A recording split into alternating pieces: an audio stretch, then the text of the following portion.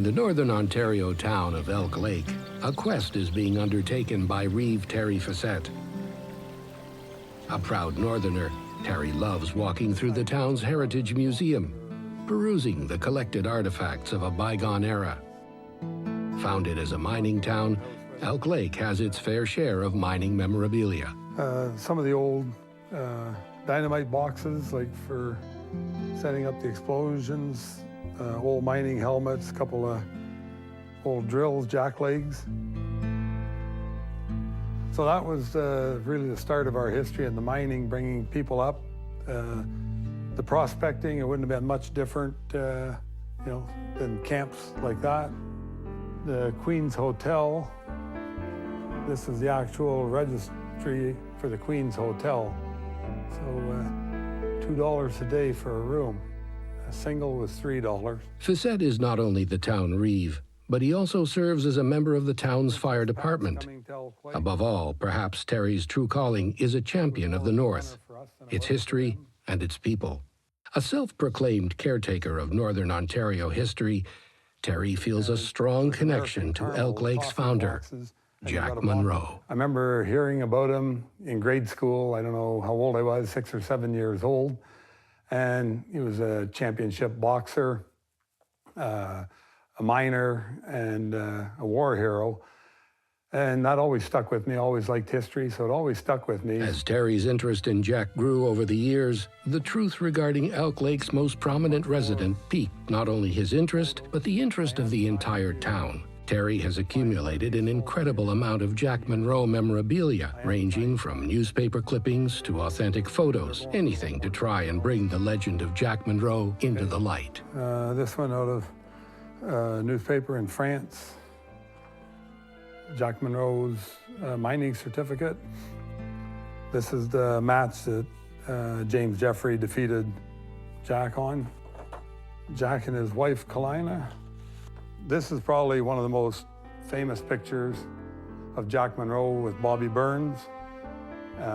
It was taken after he lost use of his right arm, and it's definitely our new highway sign that just went up this week. Has this picture on it in Elk Lake, home of Jack Munroe.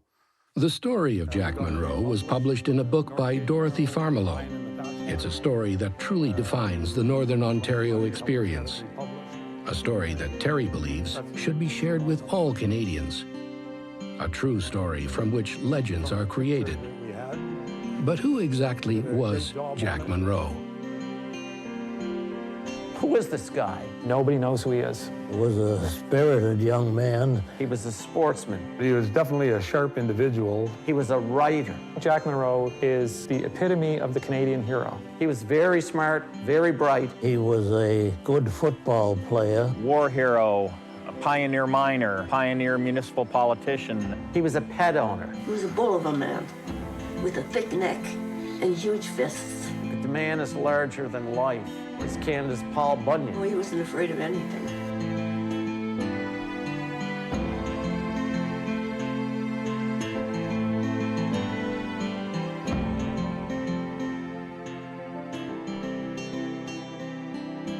Despite a life story of near mythic proportions, Jack Munroe was an intensely private man and humble to a fault.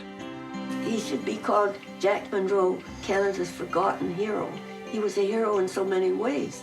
We laud these fellows today that have one feat to their credit, but Munroe had several, and he has never been officially recognized for any of them. This great man with the 100-round fight, and the man who kills Germans with his bare hands. It feels like a tall tale, and it's easy to turn him into a tall tale. But Jack Munroe, the man, was much more complex than a tall tale character.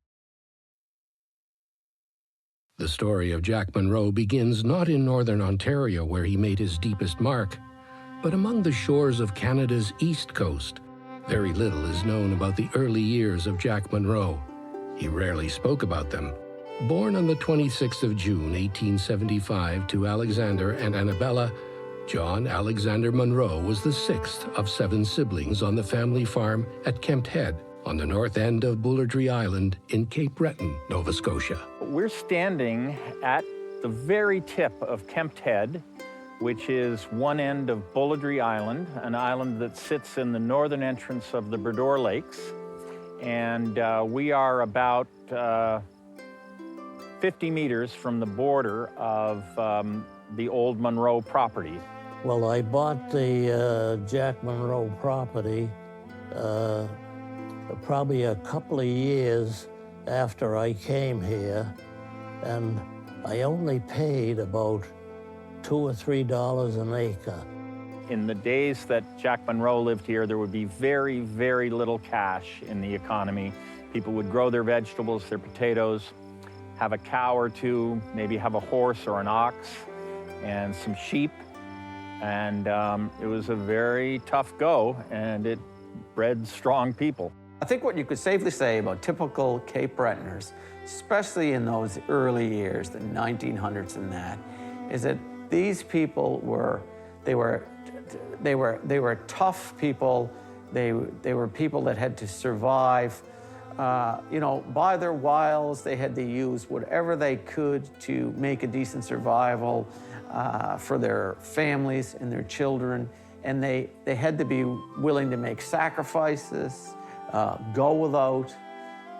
And I think this was probably what helped contribute to somebody like Jack Munroe. Newspaper accounts later in Munroe's life would say that his father was short but stocky and strong. His mother, over 6 feet tall and powerful in proportion. Jack, along with his 4 brothers, were of equal stature. They say the boys had hands the size of shovel spades because they were so active with farm work, and because they were rowing back and forth to Bedeck or to the other side, the Schenectady side, and because of all the rowing they did and the work on the farm, they had good fighting hands. A lot of people worked in the mine, their sons did, and their fathers did, and their grandfathers. This is going through the blood. I mean, this isn't like strip mining with a shovel, just picking it off the surface. This is down in holes dug underneath the ocean, right? We only really do that here and over in Scotland and some places, you know. That's got to be one of the hardest jobs in the world. Munroe's time in Cape Breton was short-lived, however. In 1885, with 2 of his older brothers, Jack left Canada for the United States.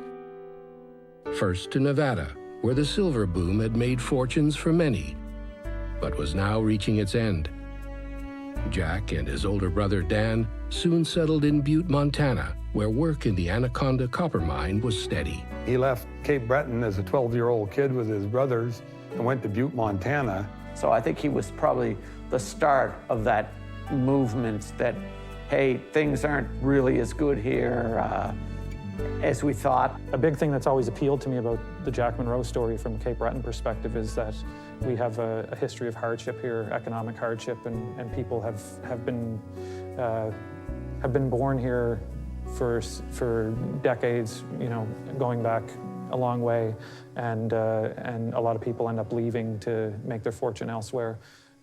So Jack Munroe would kind of epitomize that Cape Breton experience of having the early years here and then going off and becoming really excellent at what he did elsewhere. For somebody to take off as a 12-year-old kid and go down there in search of fame and fortune, work in the mines, and he was a big boy for that time frame. He was almost 6 feet.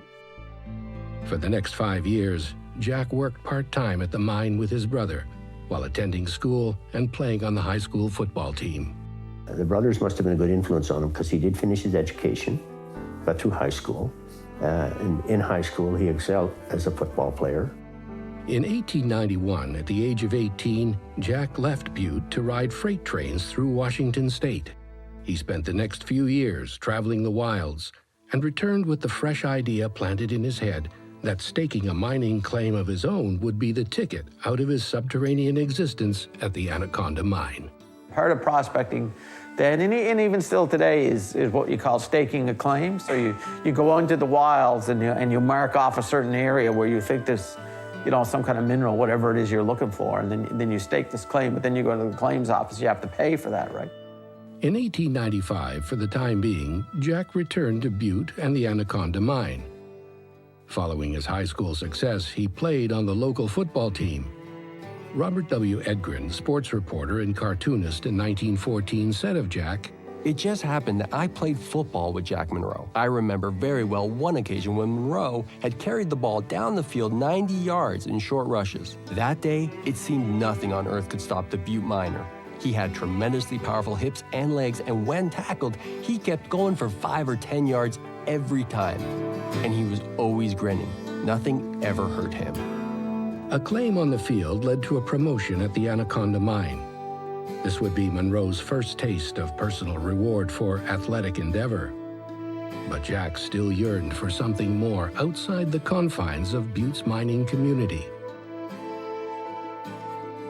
We're in the beautiful seaside town of Dominion, Nova Scotia, and the house behind me is the old Mitchell School building. In Cape Breton, writer Wayne McKay, himself an avid Jack Munroe historian, wrote a one-man play based on the life of this Canadian legend. I was looking through the old newspapers there, and I stumbled across an article that talked about Jack Munroe fighting the world's heavyweight champion, James J. Jeffries, and it piqued my interest. And once I found that, I couldn't not follow up more on it, so I started looking more into Jack Munroe.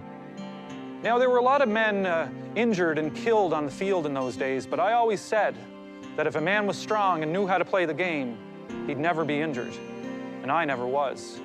And then when I was 16, John L. Sullivan came to Butte, and that's when my fascination with boxing really began. The legend of Jack Munroe really begins with his foray into the sport of boxing.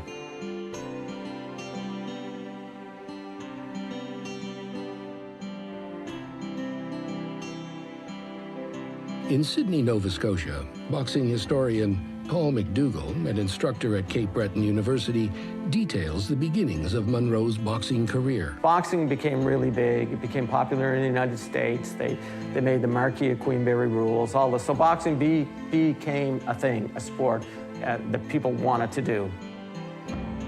In 1896, Jack used his savings to sponsor a young boxer named Denver Ed Russell. Together, Jack and Denver Ed traveled to San Francisco in search of winnings, but Munroe soon found he had used up most of his savings. Jack took work as a riveter at the Union Iron Works, sparring and eventually playing football in his spare time. In 1896, Munroe was offered a coaching position on the football team at Santa Clara University. He eagerly accepted, as this position allowed him to take mining and mineralogy courses at the same time. Now, whether he ever got his mining engineer title or not, I don't know.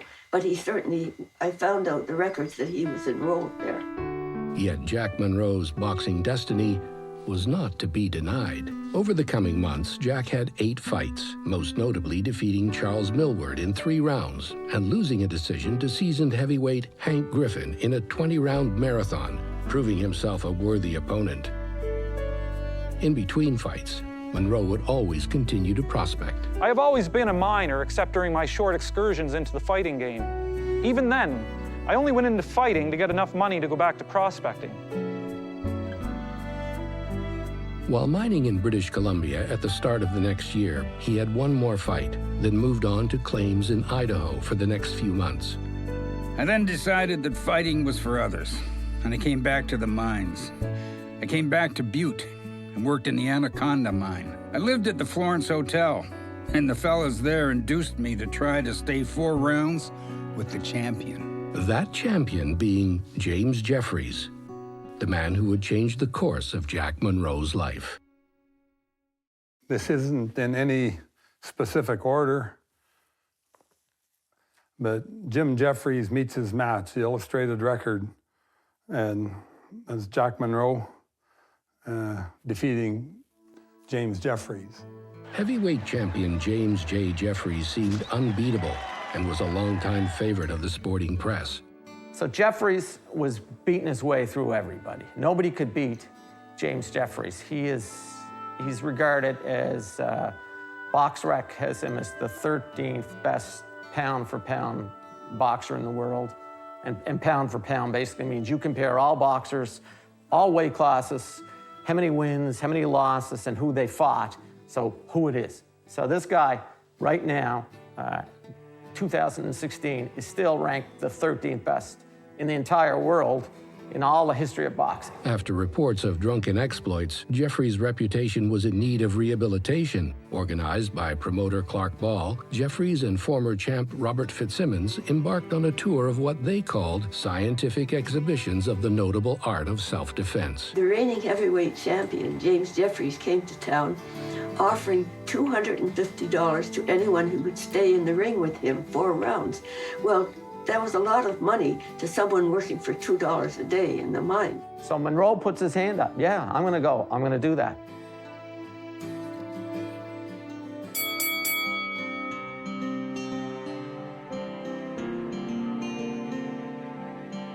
He not only stayed the 4 rounds, he knocked Jeffries down and defeated him. Stephen claimed he knocked Jeffries down a few times. Munroe connects with a right cross on the chin. He knocked Jeffries down.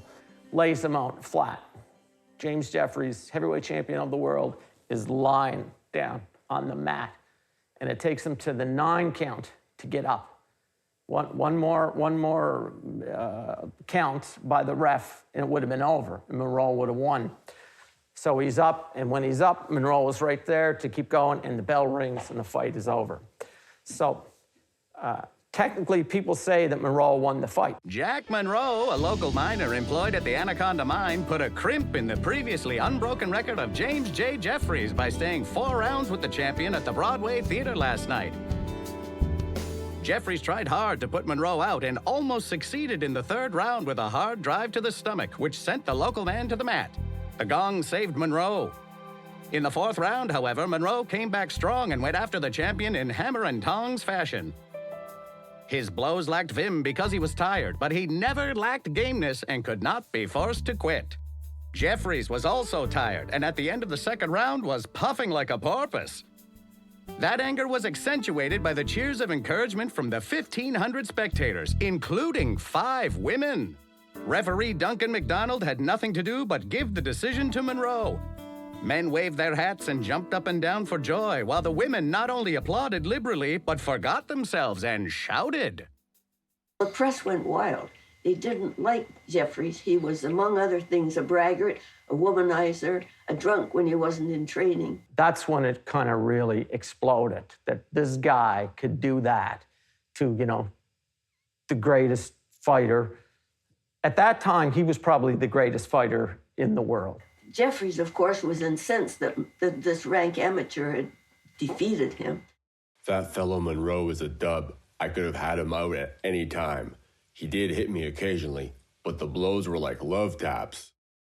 When he got to my corner, I guess he thought I was scared to death, for he didn't even put up his hands. I hit him on the jaw with a right-hand wallop. The people of the time wanted him, especially the press, wanted him to be accorded the title of champion. But he couldn't. It wasn't an official bout, so we feel he was cheated out of his championship at the time. This is a French magazine with Jack Munroe on the front cover. And it's from France, so he had made enough notoriety that he was known pretty well around the world.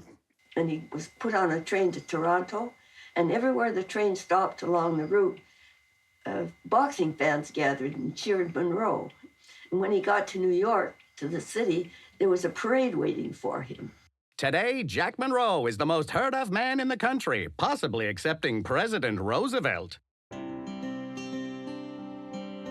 Meanwhile, things started to get rocky in the Jeffries-Fitzsimmons camp.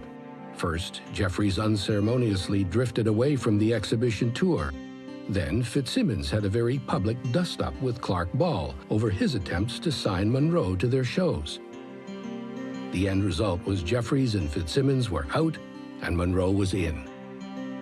Munroe would use his athletic achievements to its fullest gain.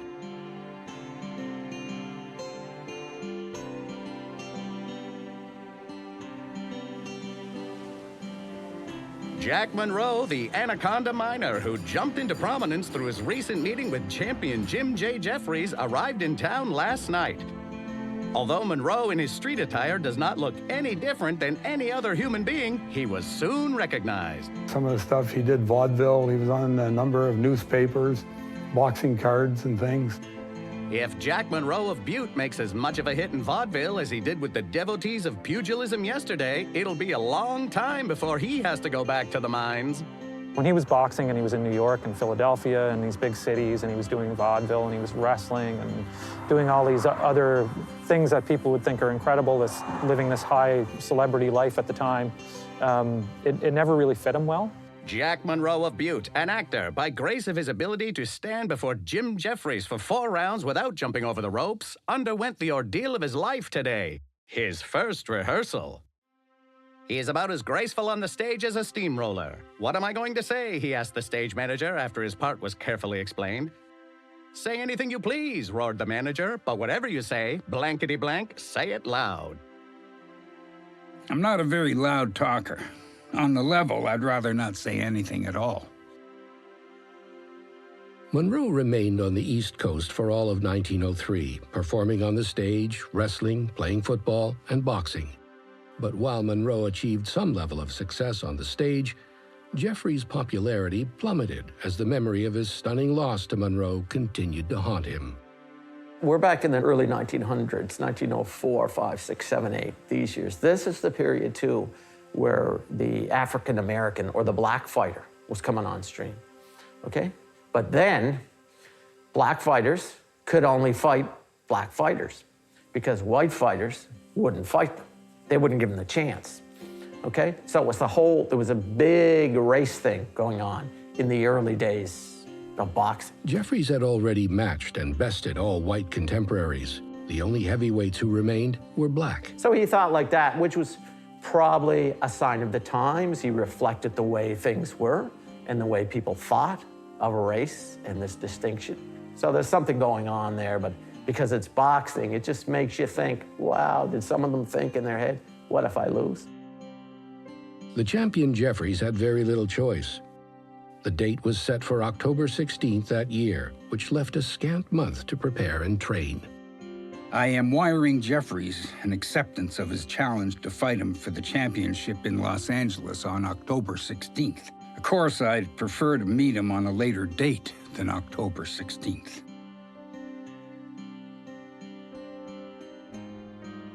After Jack accepted the challenge, Jeffries reneged, instead forcing Jack to prove his worth by running through a gauntlet of other fighters. Among them, Peter Mayer, Al Limerick, Gus Rulin, and Tom the Sailor Sharkey. Then he fights another really well-known contender, Sharkey, Tom Sharkey. Sharkey was right up there with Jeffries. So the idea was if Munroe could beat Sharkey, then it would lead to an actual title bout against Jeffries, who he seemed to have had no trouble with, right? The short story version, he beats Sharkey. He wins that fight. And then, so his status is really escalated then. So the next thing is the real match gets set up with Jeffries. The boxing ticket, this is a copy of the boxing ticket back from the Mechanics Pavilion in San Francisco in 1904. And it was $20 face value for a ticket back in the day to see the rematch of Jeffries and Jack Munroe. The bout is scheduled for June 17th, leaving 2.5 months to train. Jack Munroe departs New York for his Hot Springs, California training camp at the end of April, but mysteriously drops out of sight along the route. Perhaps constant scrutiny and the spotlight had taken its toll. Maybe he retreated into the American wilderness to regain his strength. At the end of May, Munroe reemerges and begins training in California. A number of boxing photos, going back, these are all original photos with the writing on the back. Dana Studios out of San Francisco were the ones commissioned to do all the boxers' photos. He's here with his training camp, and even back then they had his trainer, McGrath, they had electric probes and pads they'd put on the skin to try and toughen the skin up. So this is 100 years ago. He'd roll these 2 wagon wheels a couple of miles a day in training, like, you know, for hand-eye coordination. So it was, Rocky had nothing on this. If looks count for anything, Munroe is in even better condition than Jeffries, who is still burdened with superfluous flesh, which must be worked off.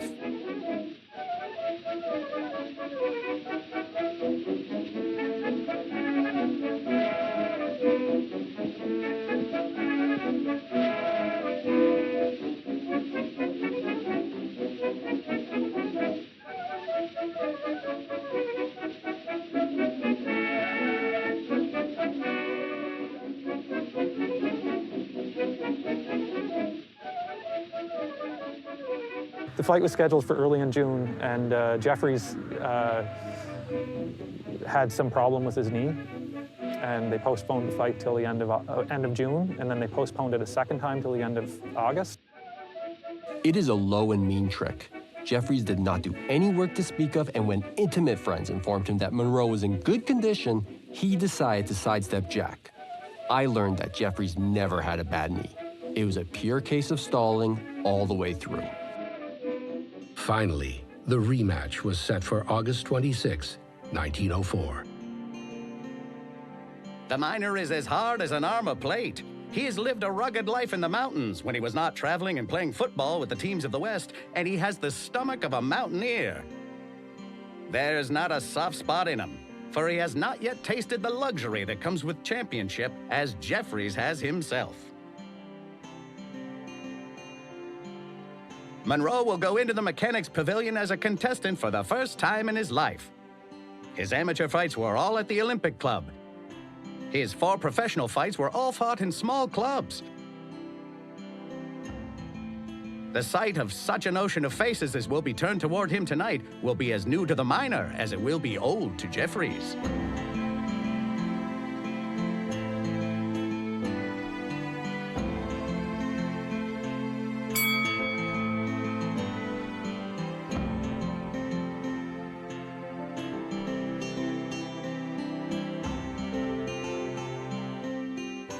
So he loses. Now, I found an old Cape Breton Post article that was written by J. Earl Pemberton. And he quotes, Pemberton says, "I worked with the guy in 1920." Okay, so Earl worked with this guy in 1920 who worked as a prospector with Jack Munroe when he was in the United States and saw these two James Jeffrey fights. And he thought he was basically, it was a huge purse. It was to be the world champion. He said he came out into that ring and he looked like he was stage struck. It looked like, you know, eyes of the entire world are on me. There are photographers everywhere. There's pictures of that. There's photographs of him shaking hands with the Jeffries and everything. He wasn't ready. He just came out and Jeffries was just all over him. And by the second round, it was finished. Jack probably wasn't as motivated as he was the first time, but definitely we all know that Jeffries was very, very angry and bitter and hated him for that loss. And so he was extremely motivated, whereas Jack, I don't think could get that kind of, inspire himself to that degree to really be angry and get that killer instinct that he would need to defeat Jeffries a second time. So I think the big reason he lost was that Jeffries was determined and incensed from the first fight, and was one of the best boxers of all time.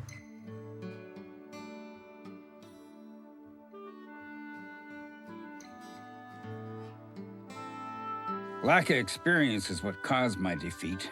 When I got into the ring, I had stage fright, and Jeffrey saw my troubles. But he made $6,000. For a miner who was making $2 a day in the mine, $6,000 was a lot of money. Jack Munroe continued to fight into the next year, beating James Doc Payne twice in March and April. Then Hank Pardello in May 1905. And then he comes across this young guy from Galveston, Texas, Jack Johnson. Jack Johnson was a black boxer. He was beating everybody. He was invincible, but he was only beating black fighters. Munroe actually fights this Jack Johnson. They go 6 rounds, And it's a decision in the end, and Johnson wins. Jim Jeffries retires. He's not fighting anymore. He retires with the crown, right? So I'm not fighting anymore. So you have to have someone else, 2 other fighters, contenders, step up.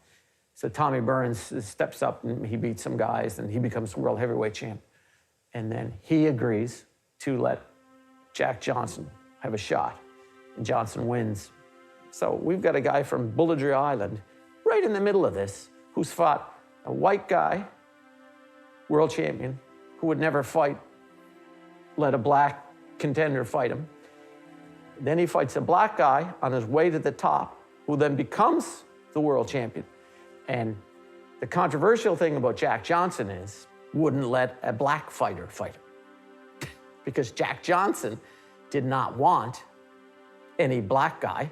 Literally, this is the way it was. He didn't want any black fella fighting him and beating him. He would only fight white fighters. But we've got our guy, Jack Munroe, fought 2 of these people. Crucial to boxing, the history of boxing, and the history of race relations in America. Jack Munroe was inducted into the Canadian Boxing Hall of Fame. So this was done back in 1979. And I don't think there's any disputing it. And Jeffries' BoxRec has him 13th best fighter in the world, pound for pound, and Jack Johnson, number 17, 2 of the top 20. And that's a list that includes, you know, Rocky Marciano, the 2 Sugar Rays, Muhammad Ali, Jack Dempsey, all these people. And this is, Jack Munroe was right there in the ring, in a boxing ring, fighting the likes of those people. Tiring of the fight game, Munroe once again withdrew from public life and hit the rails, eventually ending up in Mexico, where he met an unlikely companion who would share the next few chapters of his life.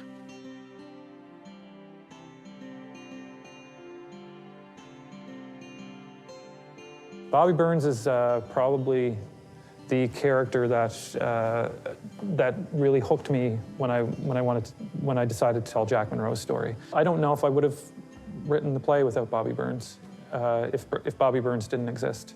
I think it's almost like you can't have one without the other, and Jack isn't Jack without Bobby, and Bobby isn't Bobby without Jack. He's in Mexico, okay? He's in Mexico, Mexico City. And again, I don't know if prospecting led him there or whatever. He goes into a hotel room and this little dog runs up to him. This small little dog. All of a sudden, Bobby formed this affinity for Jack. So the dog follows him all around Mexico. So he goes back to the hotel, but the dog wouldn't leave him. So eventually he talks to people and somebody knows who owns the dog. He goes to the woman's house to try to get the dog stay home. And so the nurse finally said to Jack, listen, he loves you, he doesn't love me, take him. So Jack, you know, he's got this little Scotch collie dog, and he doesn't want to do this, right? He doesn't want to take the dog from the woman. So he asks her where she got the dog. She said, oh, President Madero of Mexico gave me the dog. The president of Mexico gave her the dog. And he says, where did he get the dog? He got it from a friend of his, she says, in Cleveland, Ohio. Do you know Cleveland, Ohio? So the dog came from the States somehow. It ended up in Mexico with the president. The president had it for many years. When the nurse left, it appears he gifted the dog to the nurse because the dog befriended the nurse. Then the dog befriended Jack. It had a long Mexican kind of a name he couldn't pronounce right. So we called him Bobby Burns. And, you know, had that dog with him through his whole, through the dog's whole life anyways, a good chunk of Jack's life. The rest is legend. Like no man and his dog were ever as devoted to each other as what Bobby and Jack were. Let who will believe in chance. I believe in destiny. So I believe the day was appointed for the meeting with me of my beloved dumb comrade. I believe that he was destined to come to me and remain with me until death part us. That it is appointed on some future day we shall range together in some fair field of the beyond.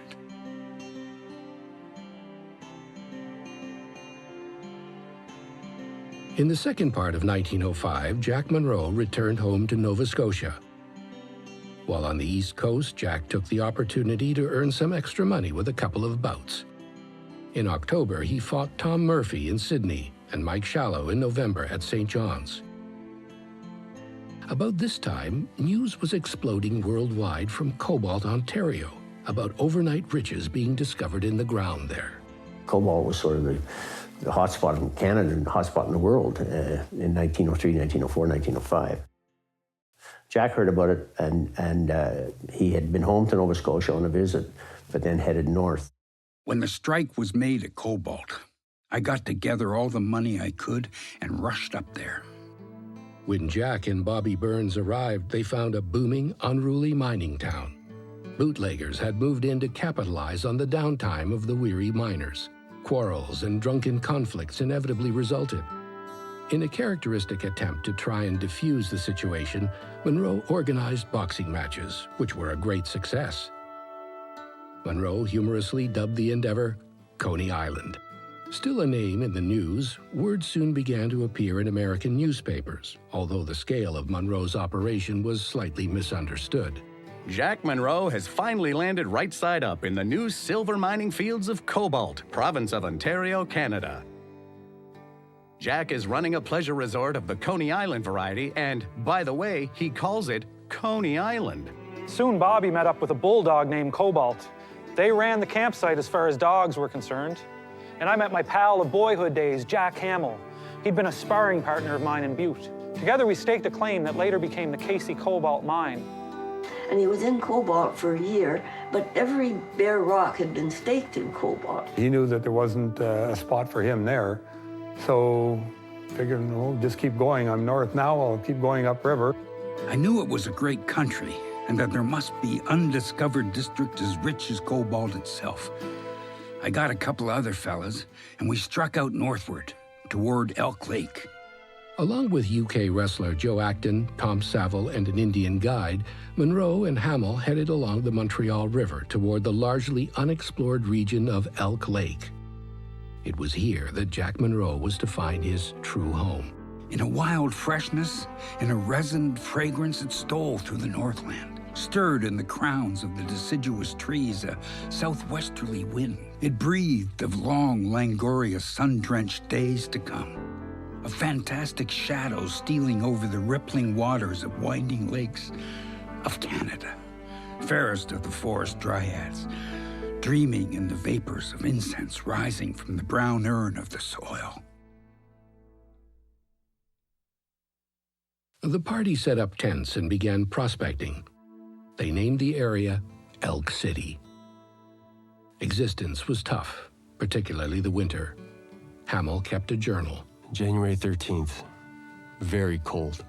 Neil's face froze several times. We had to watch each other all the while to keep from freezing. During that first winter, from my understanding from Jack's diary and Jack Hamill's diary, that they ran out of food and they had to trek back to Latchford 55 miles on snowshoes, and they had quite a difficult trip from what I read. You know, it was into the winter and they had no food left, and three of them headed down river back to Latchford to go and get supplies with nothing, and ended up staying in a camp overnight, and there was a squirrel. So they closed the door and they made a broth out of that with some old cornmeal they had, and that's what they survived on to get back to Latchford to get more supplies to come back up to Elk Lake and carry on with the prospecting. So life wouldn't have been easy, but he was up to the challenge, there's no doubt about it. No food in sight yet. If the boys don't soon come, we'll have to stew the moccasins and snowshoes. Jack Munroe had finally found the big score he had been looking for, with numerous rich strikes in the region. When the party registered their claims, word quickly spread, and soon the area, even as difficult to reach as it was, became inundated with prospectors and their families. They found silver here in Elk Lake, and once they did and the word got out, people just started coming up because it was just a giant boom rush, and the rail was being built at the same time.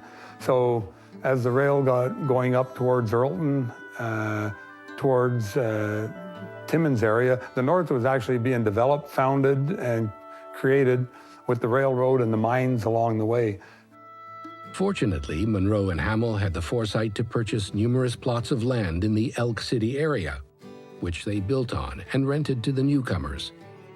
Quickly, Elk City became a boomtown, and Jack Munroe found himself one of the wealthiest and most respected citizens. He was buying and selling property, buying and selling claims, and he was an astute businessman, because every time he sold a claim, he kept an agreement with the new owners that if a mine developed, he was to get stock in the mine.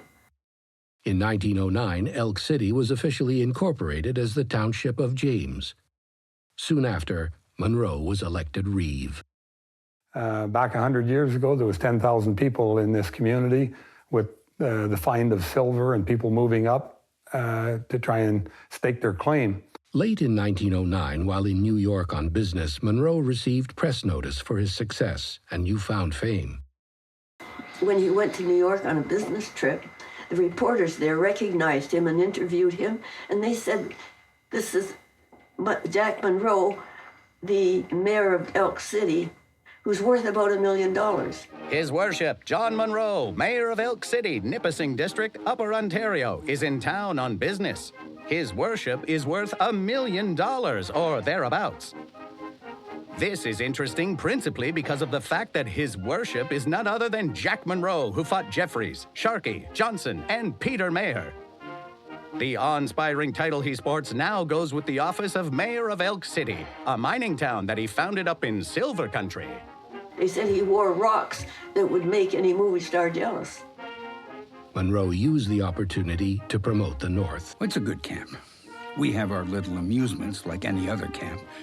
We gamble a little, have dance halls, but they are Arctic Circle dance halls, you want to remember, not the tropical New York kind. Just before I left for this trip, we had a prize fight between a miner from our camp and one from the next camp 40 miles away. It was a dandy fight, too. Our man won, and the boys from the rival camp had to walk home. At the time of his visit, James Jeffries was once again in the news as well. He was planning on coming out of retirement to finally fight Jack Johnson, who currently held the world heavyweight title. It's awful to think that a big Negro can lord it over all the white men. Maybe I'll see my way clear to make him go yet. Munroe offered a $100,000 purse for the fight, provided it take place in Canada. Jeffries did not respond. Jeffries and Johnson would eventually fight the next year in Reno, Nevada. For the first time in his career, Jeffries would be sent to the mat several times and would throw in the towel in the 14th round. Ever restless, in 1910, Jack Munroe set his sights on the Porcupine Lake area to the north, where early reports of gold were very promising. The Porcupine lies about 500 miles north of Toronto. It is heavily wooded and doesn't look like gold country.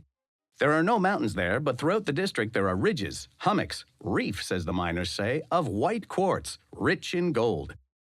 There is much free gold on the surface of these masses of quartz, and assays promise big things.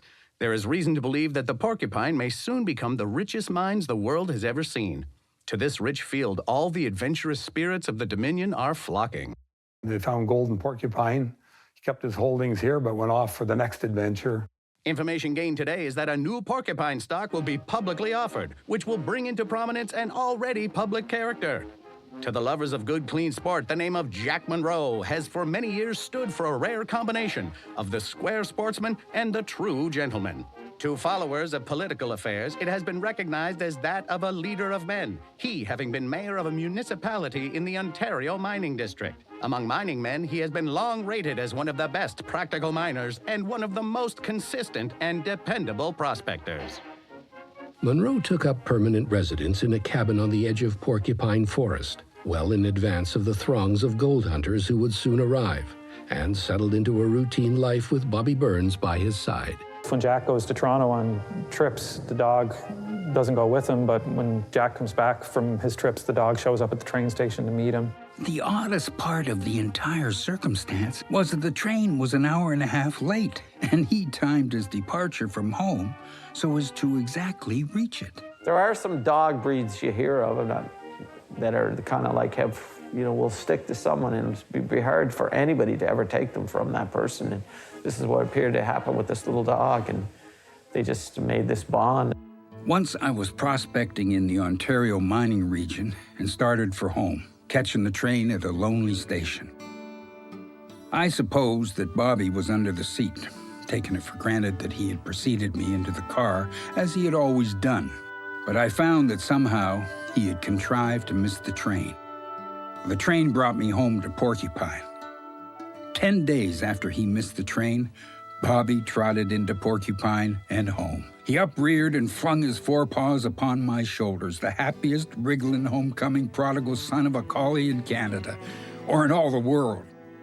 In that 10 days of weary traveling, he had covered 200 miles of as rough, unbroken country as there is in the world. It was a wilderness without roads or trails, a veritable black jungle unlighted by the sun, moon, or stars. He swam wide brown lakes and the rapids of swiftly coursing rivers. He had to avoid a legion of ferocious wild beasts for which he would have been no match. Yet he arrived home unharmed, surprisingly well, and strong. The relative tranquility of mining life in Porcupine was about to be shattered, however.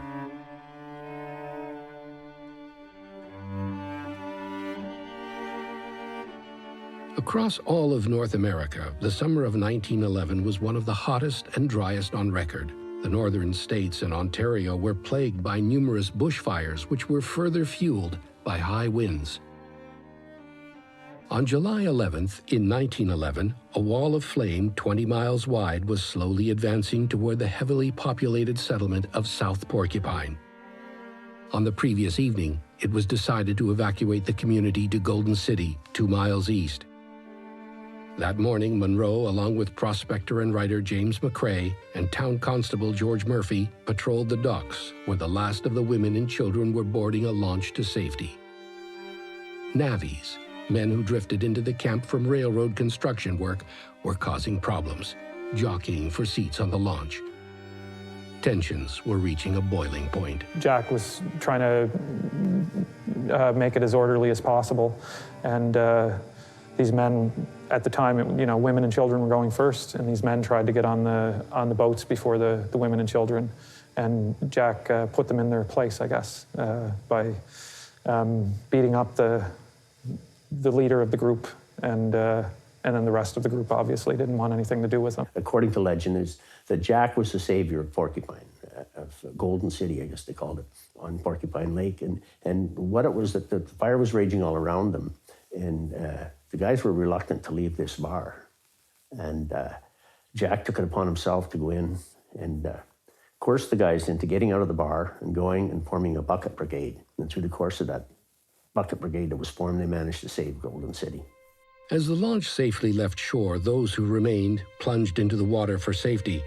Munroe retrieved his canoe from the shore and, along with Bobby, paddled toward Golden City. A short time later, explosives from the Dome mine ignited, unleashing a fireball that consumed most of the town, including almost 1,000 cases of dynamite and powder stored at the railway yard. Windows shattered in Golden City, and the shockwave produced 9-foot waves on Lake Porcupine that capsized boats and drowned many fleeing residents. When Munroe landed at Golden City, the west end of the town was already in flames. The scene was chaotic, with clearly no one in charge, and residents attempting to flee any way they could. He rushed into the saloons and the restaurants, and he said, "If you call yourselves men, grab all the pails and shovels and follow me. We can save Golden City." Soon, 150 men had banded together to form a bucket brigade to fight the inferno. Nearly 5 hours later, the threat was at bay, and most of Golden City was saved. The fires were horrible, and there was a lot that was destroyed, but there was a lot that was saved because of the actions of Jack Munroe and a few other people that took control of the situation and decided to stay and fight the fires and instead of running. So they saved a lot of Golden City, and it was as a result of Jack really organizing people to do that.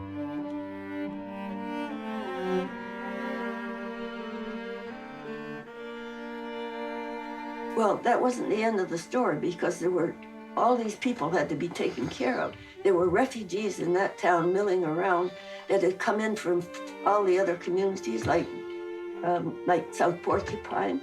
And Munroe had to get blankets and food for everybody. He set up a relief organization and took care of everybody in town. I think through the actions that he took and what he motivated people to do, they were able to come out with a newfound sense of community. Well, one of the fellows that was there, named Lindgren, when he went to Toronto a little later, he gave this story to the Toronto papers, and it was in the papers, but Munroe was never officially recognized. He saved the city, formed the fire brigade that saved the city, and set up the relief organization, but he was never given any official recognition for that.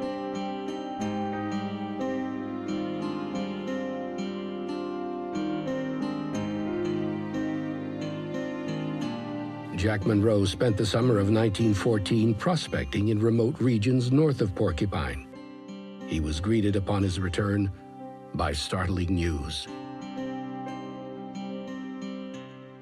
In response to Germany's sudden and unprovoked invasion of neighboring Russia, Belgium, France, and England, whose Commonwealth Canada was part of, had declared war against the aggressor. The morning after reading this news, Jack and Bobby Burns returned to Porcupine and immediately boarded a train to Ottawa to enlist. Munroe volunteered in the newly formed Princess Patricia's Canadian Light Infantry, or Princess Pat's, named for the daughter of the Duke of Connaught, Governor General and son of Queen Victoria. He was one of the first people to sign up for the Princess Patricia's Canadian Light Infantry. They went over, and with the first group of Canadians that went over to the war. Jack was the first Canadian soldier, Canadian-born soldier, to set foot on French soil.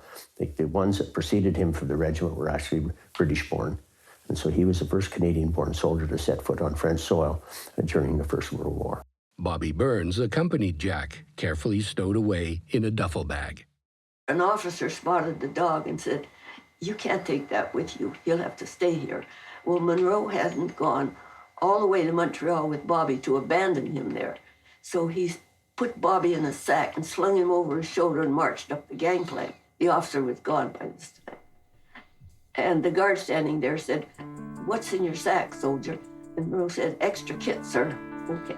Well, he got on board with the dog. And the dog becomes the official mascot of the Princess Patricia Regiment. The Princess Pats were created for the First World War. Jack was a Princess Pat. So Bobby Burns is still the mascot's name today. That was where the Princess Pats claimed their first victory, because there was some mongrel going into the base and attacked Bobby, a much bigger dog, and Bobby beat this dog. So he was considered to be the first victor in the Princess Patricia's Canadian Light Infantry. The dog became the mascot of the Princess Pats, and really did a lot to help lift their spirits in the hard times that they were facing. He wasn't just Jack's dog when he was there. He was the dog for all the men that were in the war. And so the dog became as much a part of the war as Jack was, and as a part of the story. The Princess Patricia Light Infantry and 1st Brigade of the Expeditionary Field Artillery with 18 guns left Ottawa yesterday afternoon. The departure of the troops was marked with scenes of great enthusiasm. The Duke and Duchess of Connaught and the Princess Patricia reviewed the regiment of the Princess and wished its members good fortune before they left the camp. Jack Munroe, who won pugilistic fame through gaining a decision over Jim Jeffries, is a private in the ranks of the regiment, which is held by military authorities to be one of the most efficient regiments ever assembled.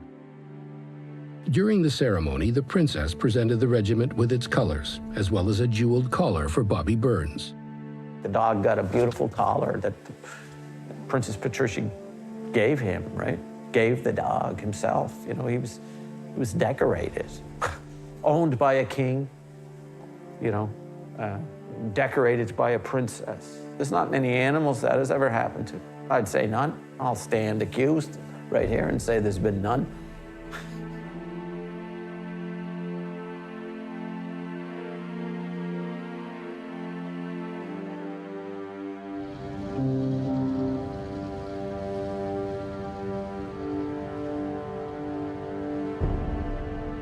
regiment arrived in England in October and trained until December, when it finally sailed for France. The Canadians were greeted warmly by the French. The Canucks seemed like a big theatrical troupe before the start of a play, or like delirious warriors plied with some fascinating drug, going to their death with frolic and laughter. No college sophomores had ever paraded with more noise or abandon after a victorious football contest or baseball game. Soon they were overjoyed to find among the Canadian ranks some men of their own flesh and blood who could talk to them in their own tongue, whose hands even gestured like their own while they were talking. That the spirits of the Canadians were noisily expressed was a matter of no wonderment.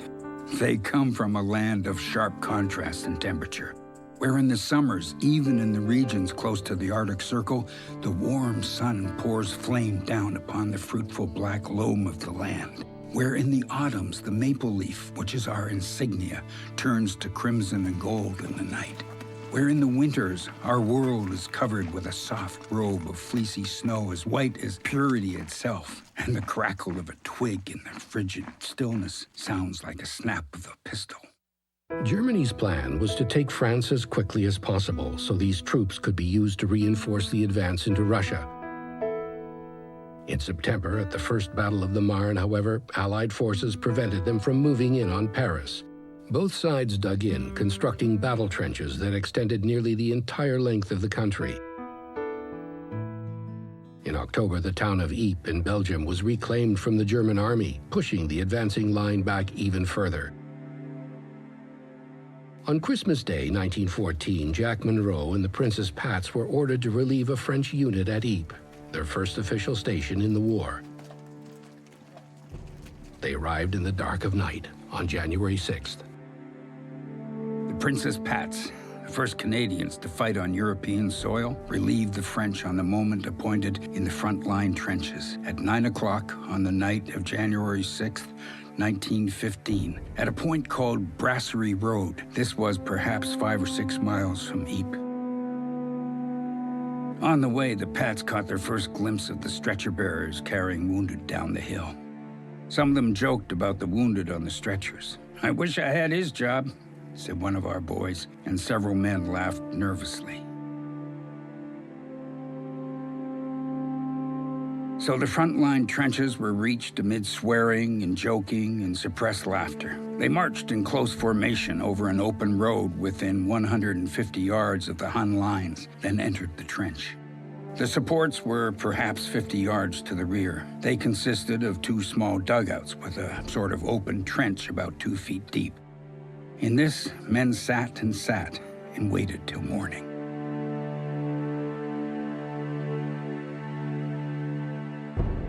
As the sun rose the next morning, Jack and the Princess Pats found themselves face to face with the reality of modern warfare.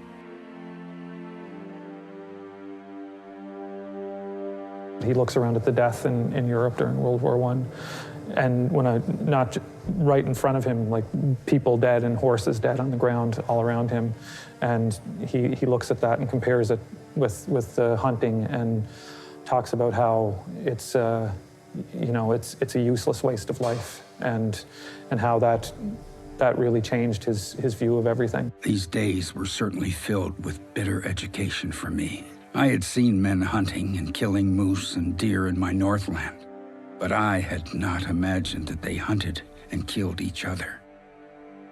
So it seemed like a wicked and useless waste of life to me.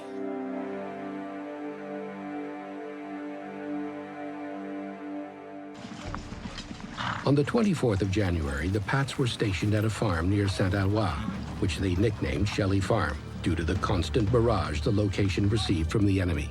January 24, relieved Leinsters in front line at St. Eloi, shelled during relief. While the Pats were marching toward the trenches, they were exposed to German fire. And it was then that Lieutenant Price and several men were wounded, some fatally. Lieutenant Price, one of the finest of fellows, died in a couple of hours. He talks about the wounded, so people he knows and they get shot, or they catch a piece of a bomb, they're half blown away. January 25, mound at St. Eloy heavily shelled. PPCLI snipers very active. While engaged in this particular shift, on the next day, January 25th, my gallant friend, Lieutenant Fitzgerald, was shot through the head. He died within the hour. The Germans shelled our trenches severely, but they seemed unable to place their shells where they wanted. I think the Pats were too close to their own lines for them to be able to shell accurately. He talks about shell shock. In World War I, it really became a big deal because then really the shells and the bombs were really crashing down. So at first, he talks about them attributing it to the actual sound, the deafening sound, and being so close to bombs and just blowing up. And vivid descriptions of this, and then people, you know, almost becoming zombie-like afterwards. They were like men walking in their sleep in the grip of some dark dream from which they could not shake off. They were not to be trusted alone. They were in the care of others, who led them about gently, as if they had been blind men. Yet they were not blind. They could see, yet they did not see. There's 2 guys dead, and they have to bury them, right? And so him and 4 others, or 3 others, are tasked with digging the grave. And he said, you know, you can't dig a grave like kneeling down or whatever. So they were standing up, right? And they were being shot at by the snipers. There was no doubt that the German riflemen were training their weapons on the successive ghostly figures toiling with the spade. Bullets spattered thickly about. How it happened that none of the missiles found a living target has always been a matter of wonderment. They didn't care. Their job was to bury these guys who were dead, so they were standing and bullets was not hitting the shovel or whatnot. And they'd be burying the guy. Our Father, who art in heaven, hallowed be thy name. A bullet striking a wet bank threw mud into the face of one of the 4 men who were standing with bared heads. Thy kingdom come, thy will be done on earth as it is in heaven. Give us this day our daily bread, and forgive us our trespasses as we forgive those who trespass against us. A bullet penetrated a tin utensil at the feet of one of the men. Lead us not into temptation, but deliver us from evil. For thine is the kingdom and the power and the glory, forever. Amen.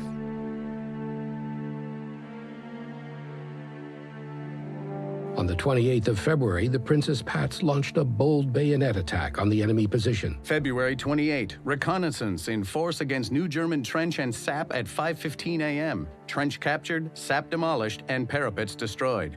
Attacking party withdrew at daybreak. Casualties, 3 officers and 14 other ranks. Munroe was assigned to the mopping up detail. Mopping up is the term they used when, and I guess all in trenches, right? So the Germans would have either cleared out, they're wounded, they're dead, or they're captured, right? So you go in, you get them. So now that trench, what they would do then, they would mop it up, they would clean it up, they would go in, they'd get anybody out of there. The trench was reinforced with large, heavy timbers and supported with lagging, which is a miner's term for lining. It was certain the trench had been built by experienced miners. But what miners had built, miners could destroy. He was caught unawares when he was destroying a trench after a trench raid, and a German soldier sneaks up behind him.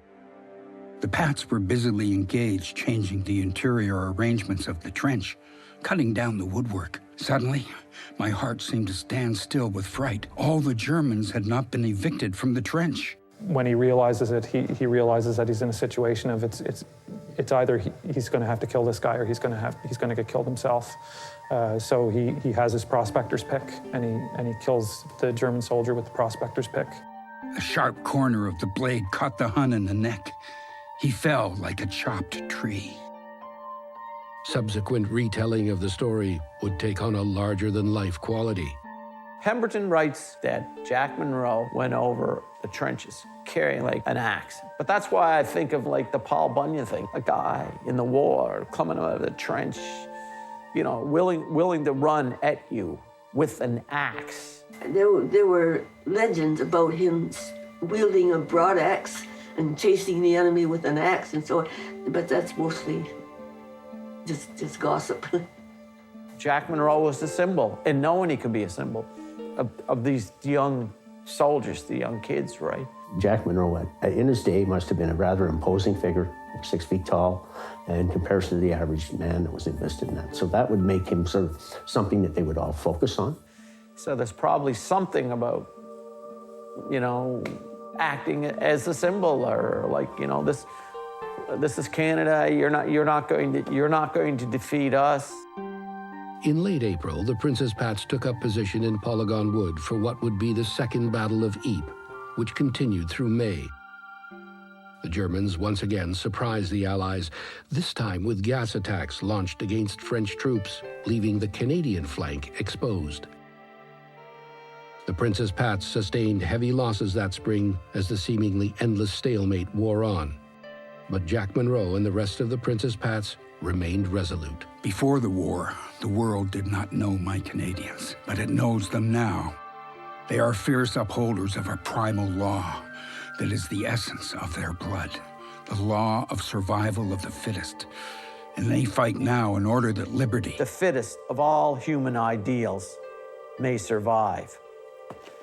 So to me, that kind of statement probably best shows why Jack Munroe would risk it all and go to war. Because I think for Jack Munroe, there was no personal risk. There was no risk at all. He was going to do what he had to do, what he'd been doing all his life.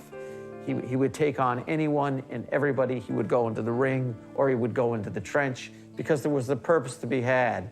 And in this case, this was a real thing. This wasn't just fighting a competitor to see who was better. This was fighting a threat. On June 16th, while out on reconnaissance, Jack Munroe was struck without warning by a sniper's bullet. Reports of Munroe's death erroneously appeared in papers back home, but Jack was very much still alive. They were in battle, and they'd been through a very horrendous battle, Princess Pats, and Jack had lost some of his friends. And at the battle at mid-June, Jack was shot through the shoulder by a sniper. He ended up getting shot in the right shoulder, lost the use of his right arm. That's when the war ended for him. While recuperating and undergoing surgery back in England, Jack was separated from Bobby Burns for several months. And when he went back to Netley Hospital, Bobby remained behind with the regiment. Even when Jack's injured in the war, when they're separated, Bobby stops eating. And when they finally meet up again, they're both really kind of lost a lot of weight and not very healthy because Jack's been injured and Bobby's been, mourning for him and not eating. Somewhere or other, they made arrangements to get Bobby over to Netley Hospital. And then when they get back together, that's when they actually start to really kind of recover together. After he got out of the hospital in England and they got back to Toronto, the Toronto Humane Society had a big reception for Bobby. And the mayor and all the dignitaries were there, and they had cast a medal for Bobby as hero of the war, and he wore it on, but Munroe himself never won a medal. That's a cute story.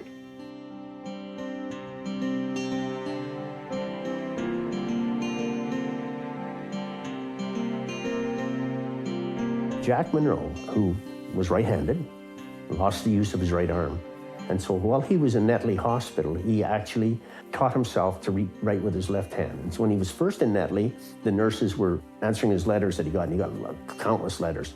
And the thing about it was that he persevered, and prior to, when he spent probably 8 months total or less than that in the hospital, he taught himself to write with his left hand so well that he would pen his own letters of response to these people that would write him.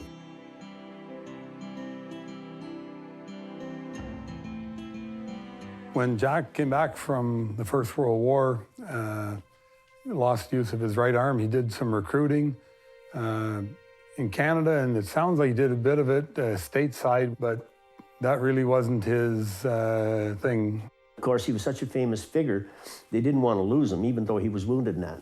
So he went from private to being a lieutenant, and they put him out as a recruiter. And he went as a recruiter initially to Cobalt. And he got himself, the story has it, he got a cabin in behind Cobalt, which could be anywhere around Cobalt. And that's where he penned Mopping Up, which is the story of his time in World War I as told through the eyes of Bobby Burns. From what I gather, it was the first account of the war written by a Canadian. And it's a very special story, and it was classified as like the greatest novel, or the greatest story about World War I at the time it was published. And the amazing thing that Jack was able to teach himself how to write, go back to Cobalt, be an active recruiting officer while there, and write Mopping Up, and have it published before the war was over. He tells the story through the eyes of Bobby Burns.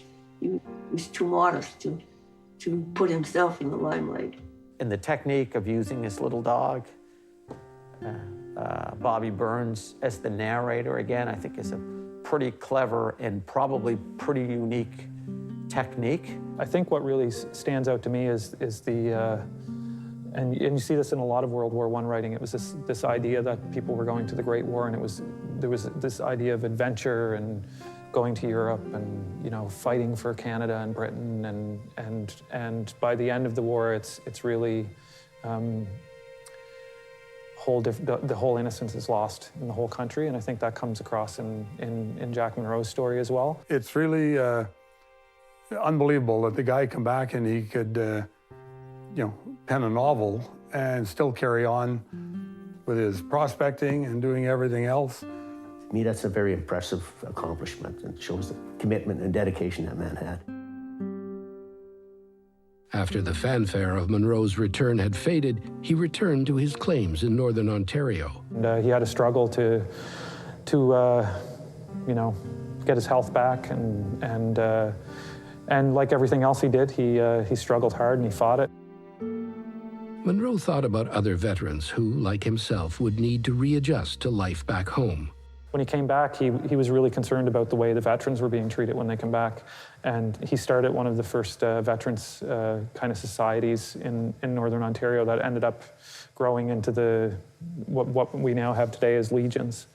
And he actually, he would, even in his cabin, his house that he lived in, he would bring in soldiers coming back from the war that needed some assistance to get back on their feet, and he'd help them.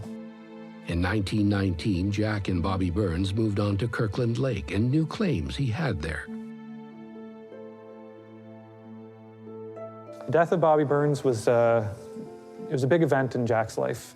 He actually wasn't there for the death of Bobby Burns, but he was in Toronto, and he was coming back from Toronto, and expecting Bobby to meet him at the train station like he normally did. And when he got to the train station, Bobby wasn't there. And then when he went back to his cabin, Bobby wasn't there either. And Jack realized that, Bobby was old and wasn't well, and accepted that Bobby had gone off to be alone and die.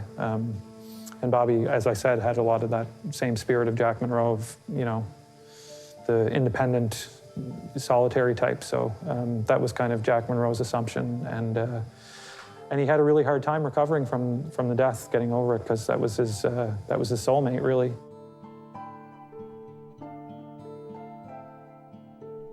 And it wasn't really until he met Lina Crane that he fully got over it. In 1922, in Toronto, Jack met Lina Crane, a renowned concert singer. He was going to Toronto quite regularly, but he wouldn't tell his nephew while he was going. Well, he was going to the concerts of a lovely concert singer there, the first woman to sing over the radio in Canada. They were married in September of the following year. He met an opera singer, Lina Crane, married her, set up office and shop in Kirkland Lake. He couldn't actually go out and prospect as much, but he could buy and sell claims. And he was in Kirkland Lake, and when they found gold in Red Lake, he went to Red Lake. In Red Lake, Munroe once again met up with Jack Hamill, who, in the intervening years, had made a name for himself in the northern mining industry. Munroe, now in his mid-50s, was nostalgic about their early days together in Elk Lake. I cannot help in recalling our old paddling days. When you and I paddled till our arms were sore and our knees ached and cramped till we could hardly stand, to only cover a few miles in many days of strenuous work. Also the memory of sleeping under the wintry sky 40 or 50 below, with no shelter but a few healthy boughs above us and below our weary bones. Who could have guessed 20 years hence? I cannot help but think that the old adages are true, such as wonders never cease, truth is stranger than fiction, etc. Both Hamill's and Munroe's claims in the Red Lake area proved very rewarding, certainly the richest in Munroe's career.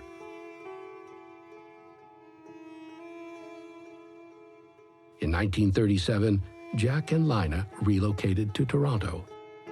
He was diagnosed in 1937 with cancer, and he ended up leaving the north. He lived in Northern Ontario right up until he was diagnosed, but he had to go to Toronto for treatment, so to be closer to kind of the medical treatment that was available in Toronto. And he went through treatment, and then he had a few years of very nice life with Lina in Toronto, where they, I guess, lived a retired life in the city, and they started watching baseball, and they'd go to Florida to the training camp of the baseball team, the local Toronto baseball team, and in the winters, and then they'd come back to Toronto. Eventually, the cancer that had started to bother him became worse, and they had to go back to Toronto. And he was in the old Christie Street Hospital for Veterans. And while he was there, she would visit him. And when she was leaving, she would stand at the bottom of the stairs and sing the old Army songs for the wounded soldiers upstairs. It's been a colorful life in spots. If Bobby Burns were only with us, the family would be complete. At the age of 67, Jack Munroe died on February 12, 1942. I wish I had known what I know now. I'd have made an effort to meet him in the 30s when he lived in Toronto.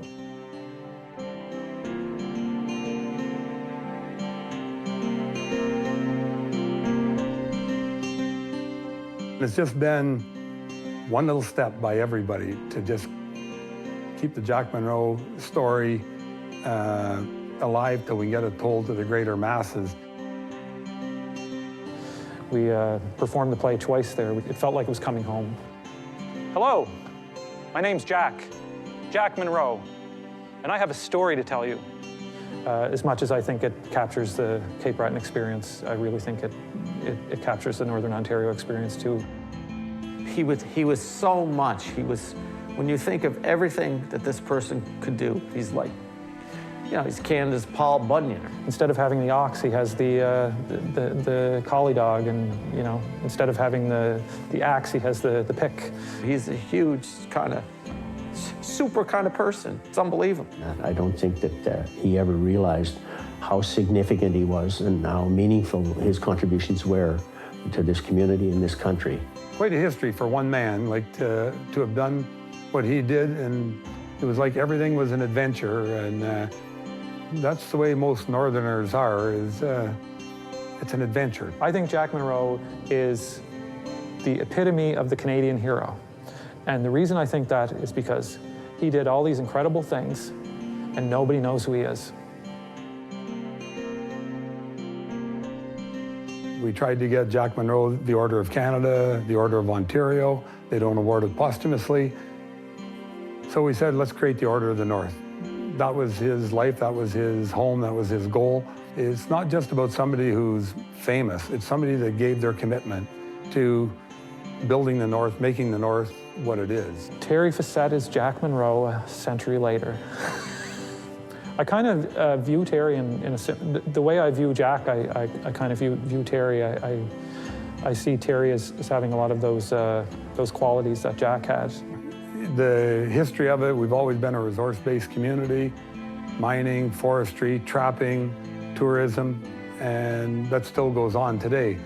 Even though we're somewhat smaller, a town of about 500 people, the spirit is as large as it was back in the day.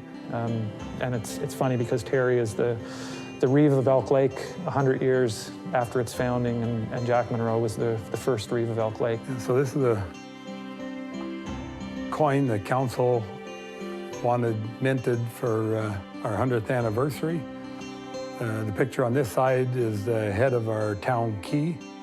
It was presented to Jake Englehart back when the railway was brought in. And on the back side, for our 100th anniversary, it's Jack Munroe, 1909, Terry Facette, 2009. They said, no, nothing would be more fitting than we get 100 coins made up for the 100th anniversary. So there is a certificate. You know, they're silver, which is what Jack Munroe came for, and a certificate and the number of the coins. So it's a welcome addition to any collection. He's also a leader of his community, but he's a quiet guy in many ways, and he likes being out. He has some claims that he likes to prospect as well on the side. He's a firefighter, and Jack Munroe's famous for fighting the fire in Porcupine. So we had got Canada Post to make stamps of Jack Munroe. We tried to get it as, pardon me, a stamp that'd be circulated. They wouldn't do it at that point, although it came close. So we said, well, let's just get our own made anyway. So we put them on our letters and stuff. And with all our town letterhead, envelopes and everything is Elk Lake, Northern Ontario. And I think it's really neat that Terry's really kind of championed the cause of Jack Munroe becoming recognized again, because Terry really, he just embodies a lot of those qualities that Jack had. Jack Munroe, Canada's forgotten hero, a treasure of our own. Before his death, Joe Williams, famous sports writer of the New York Telegram, wrote about Munroe after meeting him in Miami. Today, I found Jack Munroe, famous boxer, sportsman, soldier of fortune, still strong in mind and body with the gentle face and mien of a priest, sitting in the warm Florida sun.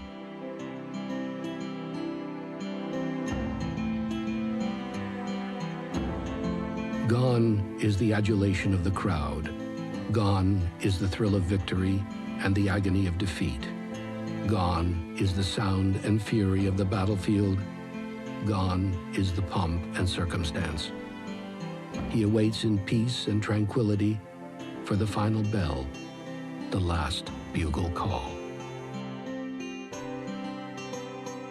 This fantastic story about a bar owner in North Sydney thinks, well, you know, we could fill the bar because Bulladree, North Sydney, it's a close area, right? And all the fans, you know, everybody then would know of Jack Munroe's rise to stardom in boxing. So he said, we'll get the telegram office to set up and stay open all night long or whatever, and we'll send over a play-by-play of the fight. He hired a guy by the name of Cummings, well-known hockey player, to read the telegrams. So the telegrams are coming into the telegraph office, and then he's got a young guy or someone runs over, you know, with the telegram here, brings it in, gives it to Cummings guy, right? The bar is packed. It's jam-packed to the rafters.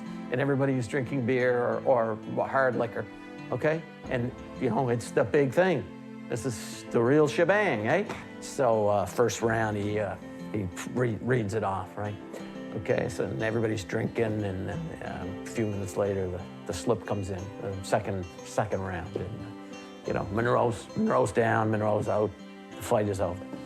Cummings reads this, but kind of makes this looks over at the owner, right? Barkeep, the owner, and the owner's something like that, right? Makes a crazy gesture. Keep going, you know, keep going. So he just makes it up, eh? He keeps the fight going. So it's the third round. You know, Munroe's got, you know, Jeffrey's up against the rope and this, and it goes on and on. By the 50-some round, at that point, Jeffrey's had torn, like literally almost torn both ears off of Munroe, and they were up and down, and there's blood everywhere. The sun is coming up by the 100th round. I call it the 100th round fight of the century. The bar owner calls it quits. He says, we can't, we've run out of booze, this is over. And at that point, nobody cared, nobody gave a hoot. It didn't matter. It was probably the greatest night a bunch of those guys ever had in their life, and whether Jack won in his 100th round or lost in the second round. He was a true hero that night, one way or the other.